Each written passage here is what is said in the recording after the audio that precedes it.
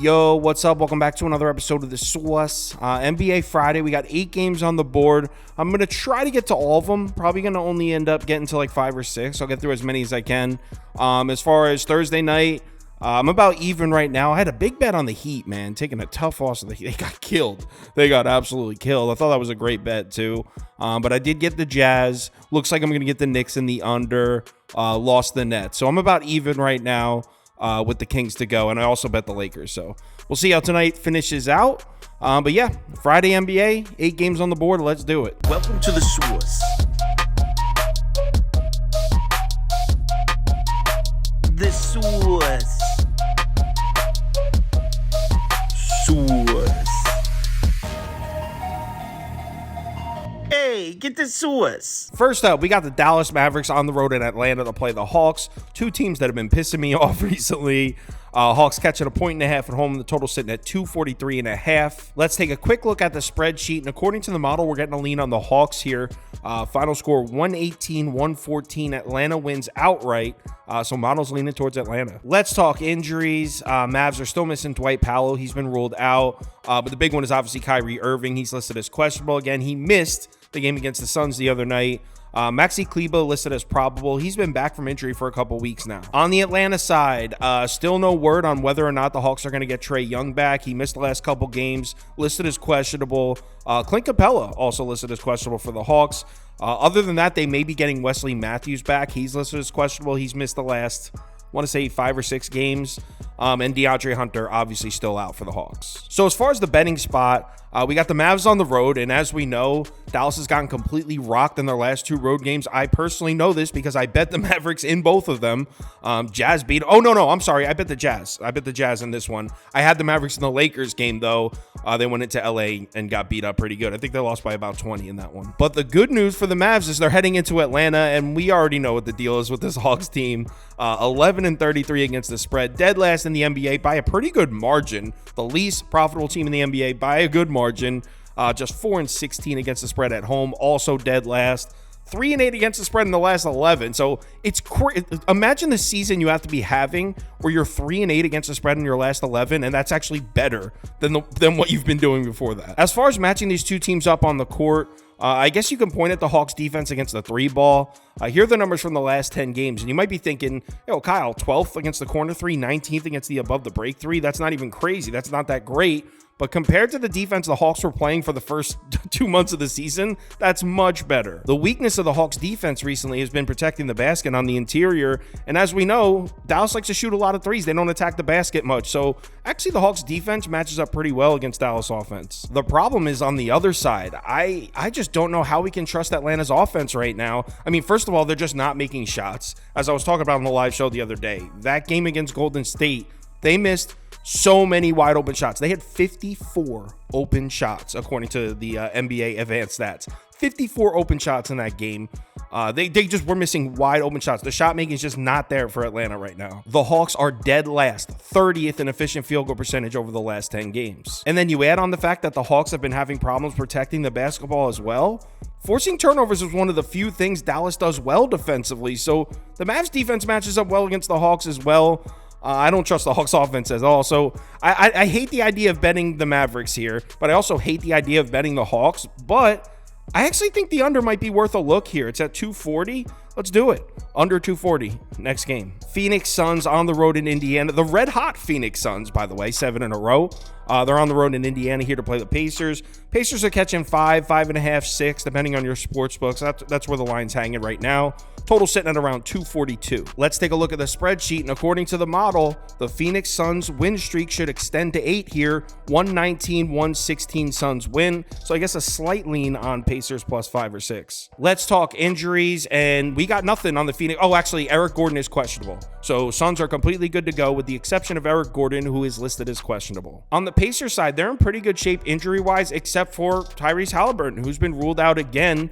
So the Pacers at full strength, with the exception of their star point guard. Let's talk betting trends on the Phoenix side. As I mentioned, as I'm sure you've heard, Phoenix has won 7 in a row, just 4-3 against the spread in those 7. So they haven't been covering the number quite as much as you think. 4-1 in their last 5 on the road, 3-2 against the spread in those 5. On the Pacers side, now keep in mind, I'm recording this before the Pacers-Sixers game ends, so we'll see how that game goes. But entering that game against Philly, 10-4-2 against the spread in their last 16 overall, 4-1-2 against the spread in their last 7 at home, 12-4-1 against the spread in their last 17 against the East. So the Pacers have been a profitable team to bet on. Now, as far as matching these two teams up on the court, I mean, if we just look at the net efficiency numbers here from the last 5 games, we're looking at one of the best teams in the NBA against one of the worst. I mean, obviously, these numbers don't include the Sixers game. I'm mentioning it again. But last 5 games, Phoenix, 2nd in overall efficiency, 5th offensively, 7th defensively. Pacers, 26, 22nd, 26th. Now, if you're new to these NBA efficiency-based numbers here, you need to know these are not adjusted metrics, meaning you have to cross-reference them with the strength of schedule. Because, yeah, maybe the Suns are 2nd in overall efficiency in points per possession and points per possession allowed. Maybe they played the easiest schedule ever in the last 5 games. But if you look at the strength of schedule in the last 5, Suns 8th, Pacers 14th. So the Suns are putting up these numbers even with a stronger schedule than Indiana. Obviously, we need to take a look at the game from the other night because these two teams just played. It was in Phoenix. Suns won that one 117-110, so it was a close one. Kevin Durant went nuts, 18 of 25, 40 points. This game was also without Halliburton, by the way, so they were missing Halliburton in this one as well. Game was tied with 2 minutes left. So for the people thinking the Pacers, you can't bet on the Pacers team without Halliburton, they almost beat the Suns in Phoenix just a few days ago without him. And speaking of the Pacers without Halliburton, it's not nearly as bad as you think. On the season, they're 4-6 without him. During this recent stretch, they're 3-4 without him straight up and against the spread.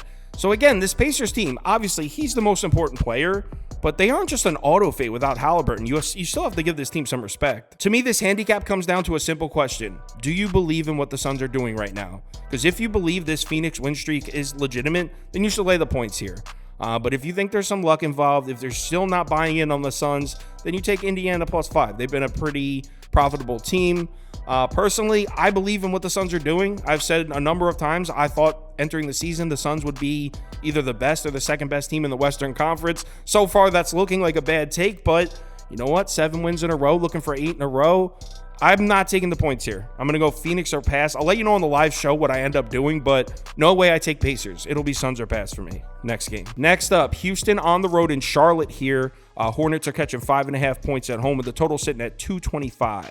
Let's take a quick look at the spreadsheet. And according to the model, the Rockets are going to win a close one here. Final score 114-111. Houston wins, but does not cover the number. Let's talk injuries. And we got a few names here for Houston. Reggie Bullock listed as questionable again. I think he's missed a couple games now. Tate is listed as questionable. That's a big one. Tari Eason still out for the Rockets, and they've missed him. Victor Oladipo listed as out as well. On the Charlotte side, Gordon Hayward's going to miss another one. Kyle Lowry still not going to make his Hornets debut. And Mark Williams, the center, he's also ruled out. He's been out for a while now as well. Let's talk betting trends. And obviously, this is a Houston Rockets road game, so we know these are going to look pretty ugly. Houston 6-12-1 against the spread on the road this year. That's 29th in the NBA. So they are the second least profitable team in the league behind your Atlanta Hawks. And we're really not seeing any signs of improvement there. In their last 9 games, just 2-7 straight up and 1-8 against the spread. So if you've been blindly fading the Rockets on the road, you're making a killing right now. But you know what? At the same time, it's not like the Hornets are raking in cash here. I mean, Charlotte's 8-11 against the spread at home this year, 23rd in the NBA. So, I mean, it's bad, but it's not practical joke bad. That being said, they've gone cold recently. I mean, Charlotte's been a cold bet. 2-8 against the spread in their last 10. To be honest, I had a really hard time handicapping this game. Really no mismatches that I could find here. My overall opinion of this game is it really comes down to Charlotte's jump shooters. Houston's strength is protecting the rim, but Charlotte just really hasn't been attacking the rim at all, which is a positive. That all the Hornet shot attempts have come from short, mid-range, or deeper, because that's where the Rockets struggle defensively. So it's a positive, but I mean, do you really want to back the Hornets and rely on their jump shots falling? It's tough. I don't love the idea of that, but there's no way I would lay it with Houston here. So I'll maybe Charlotte +5.5, Charlotte +6. We'll see what I could get. Might end up on the Hornets. This is Charlotte or pass for me for now. Next game. Clippers on the road in Toronto to play the Raps. Raps are catching 7.5 points at home, and the total sitting at 233.5. Let's take a quick look at the spreadsheet. We're looking at a very close Clips win according to the model. 116-115 Clippers. So Clippers win the game, but the Raps cover the number. Injury-wise, Clippers are completely healthy with the exception of Zubats. He's going to miss another one. He's been out for 2 weeks now. Toronto dealing with a couple injuries themselves. Jakob Poeltl still out. That's not new. He's been out for a couple weeks now. The Quickly injury is new, though. Emmanuel Quickly has been ruled out for this one. Let's talk betting trends, and we'll start with the Clips. As we know, Clippers have been paying out recently. 9-3 against the spread in their last 12. Just 9-10 against the spread on the road this season. Just the 21st most profitable road team in the NBA. But they're 6-4 against the spread in their last 10 on the road. So a lot of the Clippers' struggles on the road came early in the season. On the Raptors side, things have really fallen off. It looks like we bailed on the Raptors train at the perfect time, because I was betting the Raptors and we were cashing, and I bailed on that team right before this happened. They're 1-5 against the spread in their last 6. 2-3 against the spread in their last 5 at home. So betting the Raptors has not been profitable. Now, before we even look at the numbers for this game, first thing we have to take note of here, the Clips have this game against Toronto tonight in Toronto, then immediately fly to Boston to play the Celtics tomorrow night. Now, in the past, Kawhi Leonard has had no problem sitting out of big games. Like, most stars would sit this one out and play in the big game. A number of times we've seen Kawhi Leonard do the opposite. He'll play in this one and then sit in the big game. So really tough to predict what we're going to see here. Maybe he plays in both. I mean, he's been playing a lot more than usual this year. So maybe it doesn't mean anything. Maybe it's a factor, but I feel like with a game against Boston, in Boston on deck, we at least have to take note of it. As far as matching these two teams up on the court, really the biggest drop off with Toronto recently has been the defense. In the last 10 games, they're 25th in EFG.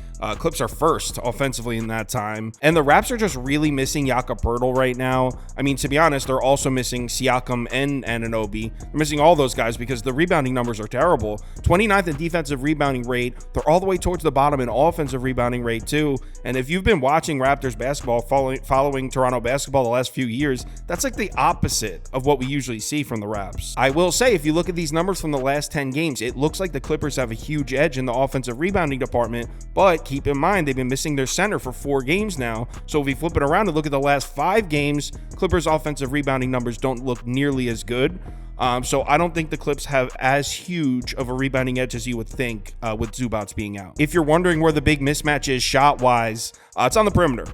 In the last 10 games, the Clips are first in above the break 3-point percentage and first in corner 3 percentage. The Clippers have made, check this out, the Clippers have made 58.8% of their corner 3-point attempts in the last 10 games.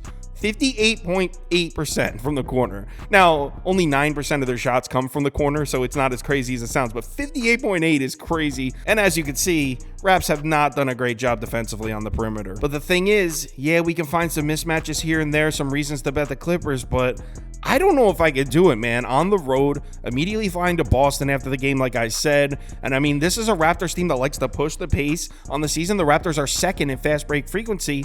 Defending the fast break has probably been the Clippers' biggest defensive weakness all year. So this Raptors team, even without Poeltl, even without Quickly, I mean, it still might be a tough matchup for the Clippers. I want to take that back. I said a tough matchup, but what I really mean is it's more of like an annoying matchup. Like before the Boston game, you want a team running the floor on you, a team that you don't really care about. You're in the West, you're playing a team against the East in another country. I don't know. It just doesn't feel like the best spot for the Clippers. So I can't get there. I'm leaning the other side here. I'm leaning towards Toronto +7. Next game. Oklahoma City on the road in New Orleans here. Pellies are laying 1.5 or 2, depending on your sports book. Total sitting at 239.5. Let's take a quick look at the spreadsheet, and according to the model, we're looking at a pretty comfortable Pellies win here, 121-115 New Orleans. As far as injuries go, we got nothing here. No injuries to either side as far as the main pieces go. Let's talk betting trends. Pelicans 4-2 against the spread in their last 6 at home. Solid. 14-9 against the spread at home on the season. They're the 7th most profitable home team in the NBA. New Orleans is. On the Oklahoma City side, as we know, excellent road team, just like they were last year. 13-8-1 against the spread on the road this year. 2nd most profitable road team in the NBA behind the Sacramento Kings. They've also been very good in conference games this year. 18-10-1 against the spread against the West. Something we need to point out before we start looking at numbers here, OKC has been dominant in this building. In the Oklahoma City Thunder's last 6 trips to this city, they're 5-1 straight up and 6-0 against the spread. So the Pelicans have really struggled with this team on their home floor. As far as matching these two teams up on the court, now if you just take both their efficiency numbers from the last 10 games and line them up next to each other, Oklahoma City's 3rd in overall efficiency. New Orleans is 4th. So these are both top 3, top 4 teams if we just use numbers from the last games. But something to keep in mind, I mentioned earlier in the video, these numbers are not schedule adjusted. So we have to look at the strength of schedule. Oklahoma City, 25th in the last 10 games. New Orleans, 3rd. So New Orleans putting up similar numbers to Oklahoma City. They're 3rd and 4th in overall efficiency, but New Orleans is doing it with one of the strongest schedules in the NBA. Oklahoma City, one of the weakest. As far as shot zones, New Orleans defense might be a tough matchup for Oklahoma City. The Thunder love to take those short mid-range shots, those paint shots. 5th in frequency and 5th in efficiency. SGA takes them, Giddey takes them. A lot of the Oklahoma City Thunder love to shoot from there. Look at the Pelicans defense. They've locked down shots from that zone. 3rd in frequency, 4th in efficiency in the last 10 games. Might be a sneaky spot to play some Thunder unders, maybe even an SGA under. I know that's crazy to take that guy's under, but this might be the spot for it. Overall, I really like this matchup for the Pelicans on paper, except for one area. Oklahoma City's fast break. As we know, Thunder love to run the fast break. They're probably the best team in the NBA doing so. New Orleans just okay at defending it. They're not terrible, but they're not elite either. In my opinion, betting this game comes down to a personal preference. I mean, based on the numbers, based on recent production, I mean, New Orleans at home on a short number, like 1.5, they played really well at home. Pelicans have to be the play here at that number. But if you're the type of person that likes to bet on trends, Oklahoma City, 6-0 against the spread in their last 6 trips to New Orleans, 5-1 straight up. Kind of tough to argue with those numbers. I mean, they struggle with this team at home. Personally, I'm following the numbers and the recent production. I think the Pelicans have been the stronger team as of late, so I'm going New Orleans minus 1.5 or 2. I'll see what I can get. If you're on Oklahoma City, I don't blame you, but I am on NOLA. That's all the time I have. It's almost 11 now. As always, we'll go through every game on the live show at 4 p.m. Eastern time. If you're able to make it, we'd love to see you in the comments. If you want my top bets, parlays of the day, or if you want to join our Discord, head over to KyleKirms.com. The information's on the webpage. Let's have ourselves a great Friday. Hopefully Thursday. Hopefully by the time you're watching this, we finished out Thursday nicely. Remember to bet responsibly, and I'll talk to you in the Discord.